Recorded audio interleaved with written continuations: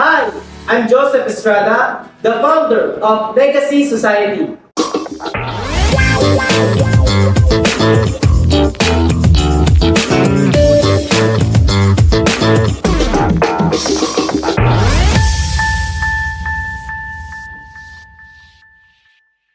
Good day guys! This is your best day.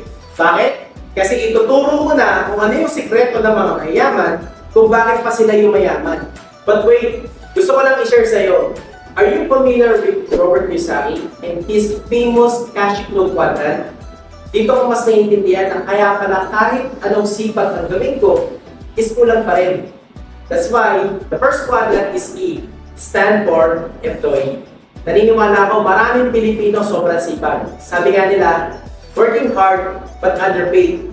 And ako naniniwala ako marami rin Pilipino na masipag na nga, wala pang oras sa sarili at sa pamilya. Bakit? Can you imagine, kung ang pasok mo is 8 a.m., sigurado ako hindi ka gigising ng 8 a.m. Ang gising mo niyan is around 6 a.m. Kasi bakit? Magpe-prepare ka pa para sa sarili mo at mag-travel ka pa papunta sa trabaho mo. At kung uwian naman ng 5 p.m., hindi ka makakauwi ng 5 p.m. Bakit? Kasi for sure, marami ka pang ginagawa sa trabaho mo or pag o-overtime ka pa ng boss mo. Kaya ang uwi mo niyan is around 8 p.m. na. Can you imagine? 12 hours ng buhay mo, yung ginugugol mo, pero ang binabayaran naman sa'yo ng kumpanya mo is 8 oras. The second quadrant is this. Stands for self-employed. Ang pinagkaiba lang naman nito sa empleyado is you work for your own self. Dito, binabayaran ka sa skills, talent, and knowledge na meron ka. For example, dentist. Diba? Kaya siya binabayaran dahil sa mga skills niya at sa learnings na meron siya. Pero ako naniniwala ako, as a self-employed, dahil wala tayong pinagkaiba sa employee, hindi rin natin hawak yung oras natin. Bakit? Kasi can you imagine, isang dentist nagkasakit ng isang linggo o isang buwan, can you imagine kung sino ngayon yung magpapantay or mag-ooperate ng negosyo? Di ba wala? That's why these two quadrants are we called no work, no pay. And 95% ng total all population sa buong mundo, it's either self-employed or employed. Tanong, asan ka sa dalawa na to? Sigurado ako kung andito ka man, ang na-experience mo right now is lack of time and lack of finances. Bakit? Kasi ang tawag sa iyo is active income. Ngayon, gusto mo bang malaman or matutunan kung paano kumita ng passive income? Itatawid kita sa pangatlong quadrant. Ang tawag doon, B stands for business. Sabi nga, para makonsider ka pa lang may negosyo or may business, kailangan at least minimum meron kang 50 employee na nagtatrabaho under you. So, ibig sabihin pala, kung meron ka lang maliit na karinderya or grocery store, hindi pala kinukonsider na business to. So, ang tanong, sino yung mga nasa business side? Imagine mo, for example, the late Henry C. Bakit mayaman si Henry C? It's because gumagamit kasi siya ng isang leverage or yung OPT or use other people's time. Paano yun? Example, si Henry C. marami siyang empleyado sa BDO. Imagine mo na lang, sa 1,000 na empleyado ni Henry C. na nagtatrabaho ng 8 oras sa kanya. Ibig sabihin pala, per day, mayroon si Henry C. 8,000 additional hours na nagko-contribute sa kanya ng wealth. Bakit? Kasi yun yung ginagamit ng mga tao to create more job. That's why, si Henry C. sobrang yaman. Kahit pala natutulog siya at nag-travel siya, may ibang taong nag-work para sa kanya na umabot pa sa pinaka-kaapu-apuhan niya.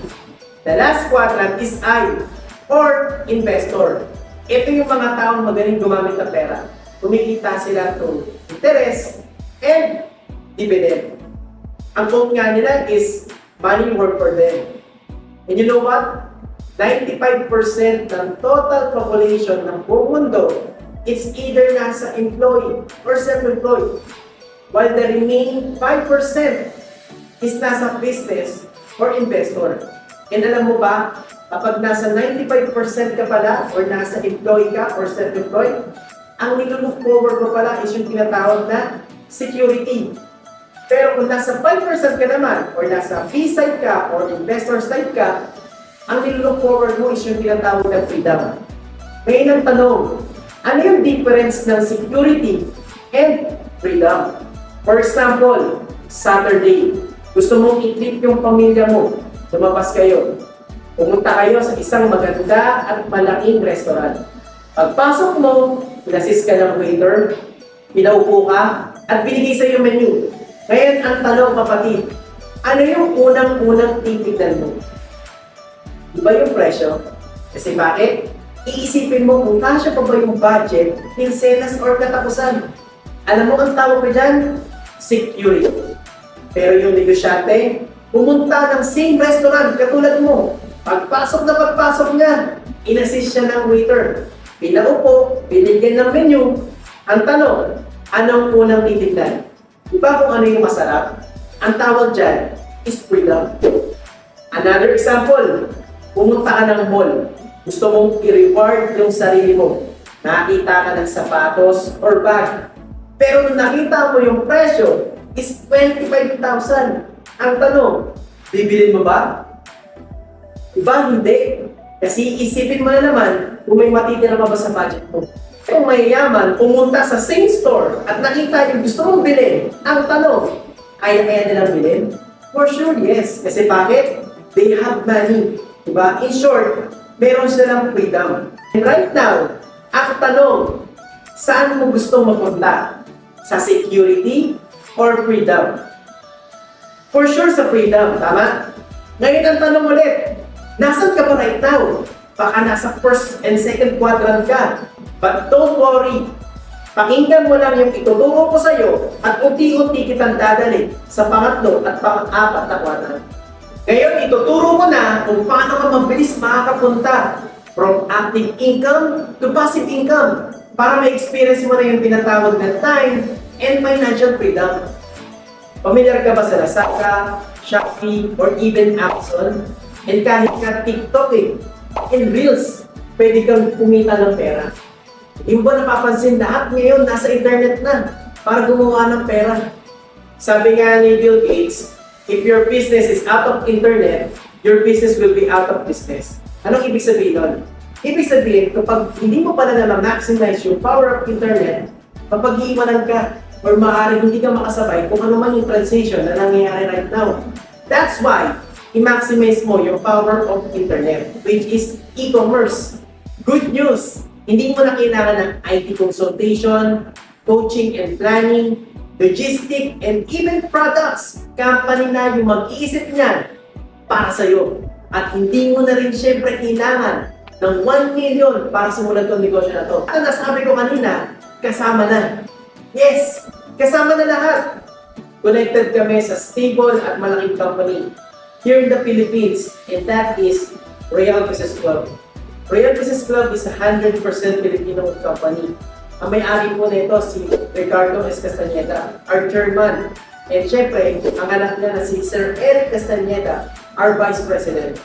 Alam niyo ba na sobrang daming nag-how sa negosyo natin? And a lot of people asking, paano ba magsimula sa ganitong negosyo?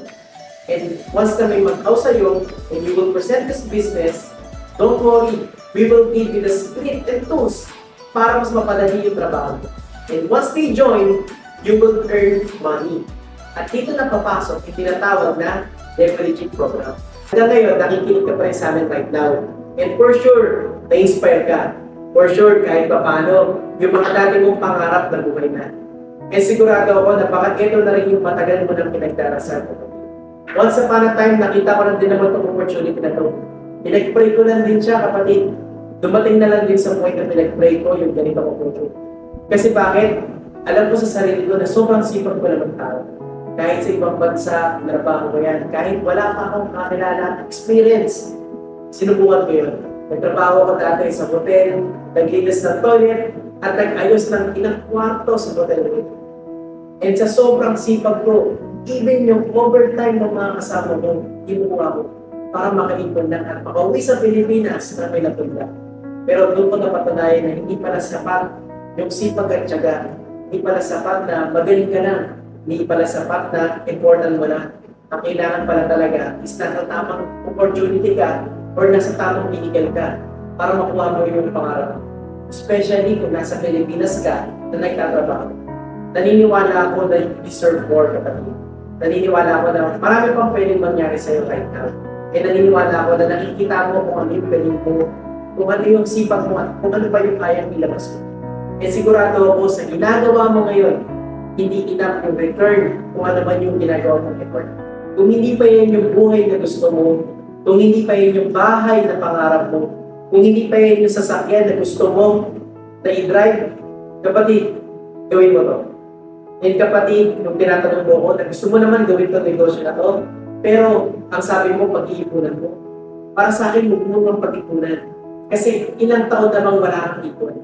Instead na pag-ipunan mo, gawin mo na lang ng paraan.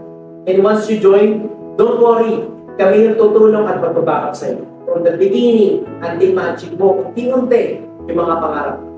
And with that, thank you for your time. Once again, I'm Joseph Estrada, founder of Legacy Society. Thank you so much and God bless.